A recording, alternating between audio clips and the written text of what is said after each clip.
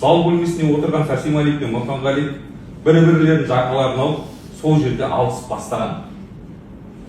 Өз кезегінде физикалық тұрғыдан өзін Мұханғали Наурыздан әлсіз екенін, оған тиісті дәрежеде қарсылық көрсете алмайтындығын түсінген Сәрсенғали бұл келіспеушілікті Мұханғалиді қасақана қазаға ұшырату арқылы шешіп, келіспеушіліктің нүктесін қоюға шешім қабылдаған. Асхана бөлмесінде көздеген қылмыстық құқық бұзушылық пиғылын жүзеге асыруға ыңғайлы ас үй пышағы бар екенін түсінген Сәрсенғали Мұханғалиевпен алысу барысында асхана бөлмесіне дейін өзін қорғап артқа шегініп барған. Аталған бөлмеге жеткен Сәрсенғалиев асхана жиһазының бетінде пышақ тұрғанын көріп, оны оң қолына алып қаруланған.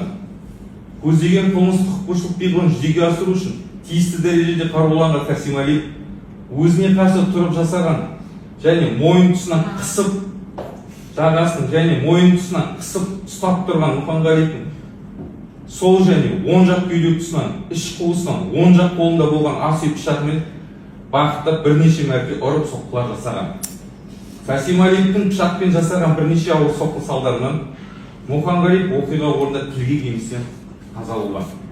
Осылайша Сәрсенғалиев Мұханғалиевті толыққанды қазаға ұшыратқанына көзі жетіп, қылмыстық құқық бұзушылықтың іс-әрекетінің ізін суыту арқылы жауапкершіліктен жалтару жолын ойластыра бастаған. Адам өлтіру, яғни құқыққа қарсы қасақана қазаға ұшырату болып табылатын қылмыстық құқық бұзушылық іс-әрекетінің ізін жасыру жоспарын толыққанды жүзеге асыру үшін Мұханғалиевтің мүрдесін жақын маңда орналасқан жерлердің бірін қазу арқылы көміп тастау туралы шешім қабылдаған. Көздеген жоспарын өзі ойлағанда іс-әрекетін әшкере болмайтындай, ешбір бөгде адам көрмейтін дәрежеге орындау мақсатында сол күні түнгілік мезгілді күткен.